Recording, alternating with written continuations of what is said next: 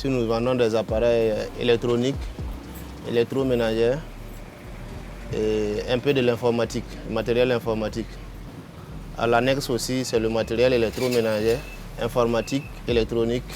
Et à la troisième boutique, nous avons des motos, de toutes marques. J'étais élève à Ouagadougou en 2011.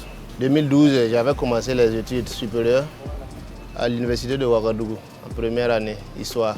Mais en temps vu les difficultés, j'ai préféré rentrer, voir ce que je pouvais faire à la maison.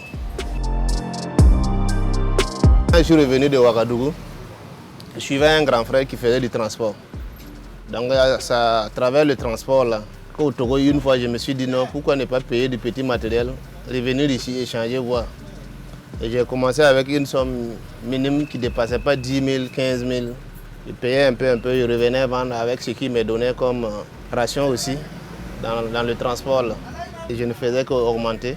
Au fur et à mesure, et chaque voyage, je sentais que l'argent s'augmentait un peu. Donc c'est dans ça que j'ai pu réunir un peu d'argent.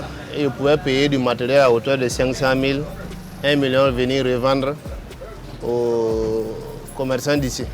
Et en même temps, je me suis dit, tu peux avoir 1 million en main, pourquoi ne pas investir dans une petite boutique, être immobile. Et quand j'ai commencé, ça avançait plus que je ne m'attendais.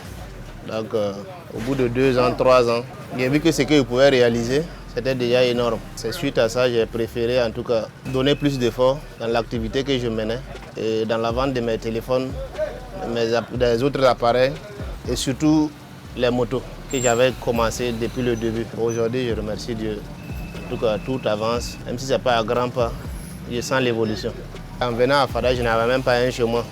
Aujourd'hui, je peux remercier Dieu. J'ai déjà un toit où me reposer, une activité où je mène, un moyen de déplacement. J'ai eu ma famille ici, une femme, 2 enfants. Donc j'arrive à voyager sur le plan national comme sur le plan international. On ne peut pas tout avoir sur terre, mais déjà ça va.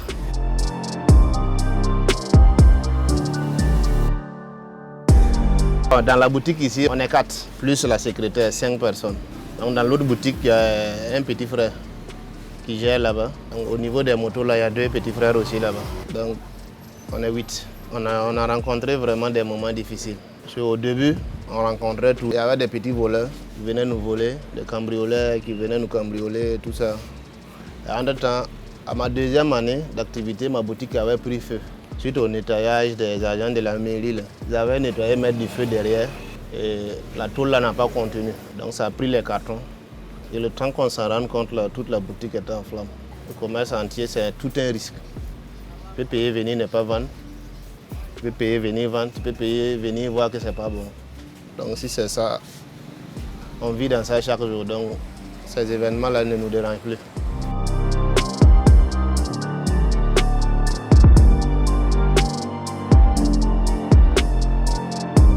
Moto, ça vient de Ouagadougou. Il y a les grands frères qui font descendre ça de Ouagadougou, provenant de la Chine. Et on part aussi pour venir revendre ici. Aujourd'hui, on ne paye plus les motos de 50 parce que ça devient plus cher que si on dédouane à Ouagadougou et on fait rentrer dans la province. Ça marche 6. Cette année même, ça a été bizarre suite à l'insécurité. Et quand les gens vendaient leurs récoltes, ils venaient s'approprier réellement des motos, payaient très très bien. Même il y a des services, souvent il y a des services qui prenaient même pour faire des dotations.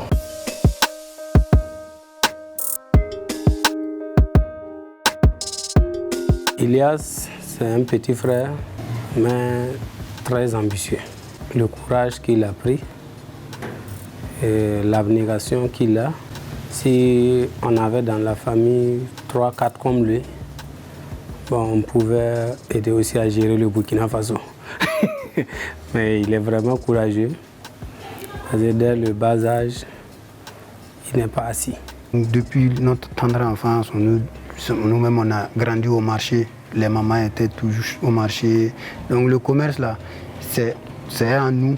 Maintenant, comment moderniser, comment faire en sorte que ça puisse ne pas être ce petit commerce là. Ça vraiment, il a trouvé ce circuit, il a trouvé ce secret, il a percé ça. C'est notre petit frère, mais ça nous apprend beaucoup. Nous, en toute humilité, ça va nous servir et on va pouvoir avancer, on va pouvoir servir. Je suis chauffeur, actuellement j'entreprends. On a mis en place une quincaillerie et on fait également des prestations de services auprès des structures de la place. Et on rêve de pouvoir emboîter les pas de ceux qui nous ont beaucoup devancés dedans. Le parcours d'Ilias a été une leçon. On a dû en tout cas être sa force à travers le soutien moral, à travers même souvent une petite partie de marketing entre griffes. Voilà, parce que c'est aussi ça. Et on a travaillé à recommander ses services parce qu'effectivement, toute personne qui venait vers lui trouvait satisfaction. Donc on a aussi écouté les critiques des uns et des autres, ce qui lui a permis de mieux. Heureusement, il n'a pas été têtu entre griffes.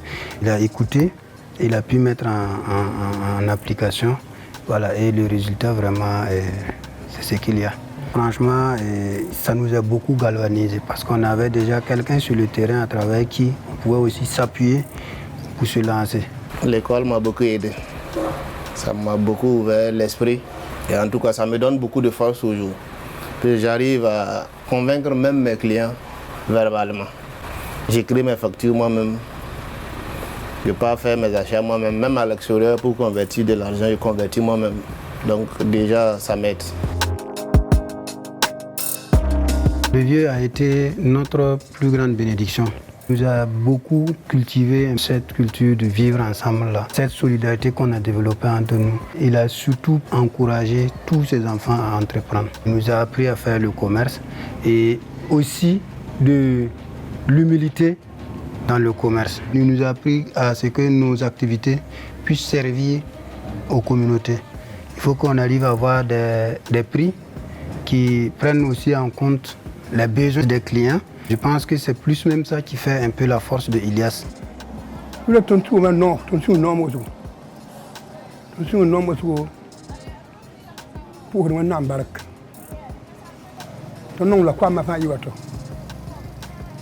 Non la fadagil quoi ma femme bokon un nam son ko potera la kwato c'est la kanto mpa ngobe burkina na avance burkina tanga tawr tout ma fa tout ni sur ni ni wumyan ngusum yan un respect agnen ni tiama respect agnen poyan respect c'est tiang na ba respect et tiang mo khanga respect respect bamma.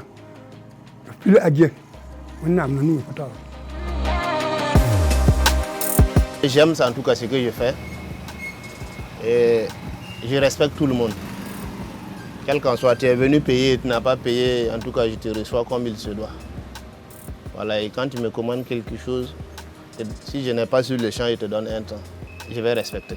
Même si je vais commander, quelqu'un va me prendre envoyer, je vais prendre satisfaire le client. On n'est pas obligé de commencer par l'activité qu'on veut faire. On peut chercher des activités intermédiaires qui vont quand même t'aider à pouvoir investir dans ce que tu veux faire. On ne peut pas avoir les moyens subitement pour commencer par exemple une activité de ton choix. Pas tout le monde qui peut avoir ces moyens si tu n'as pas quelqu'un qui peut t'aider. Mais en tout cas, tu peux commencer à l'intermédiaire de quelqu'un ou d'une autre activité, avoir un peu de moyens et maintenant investir dans ce que tu veux faire.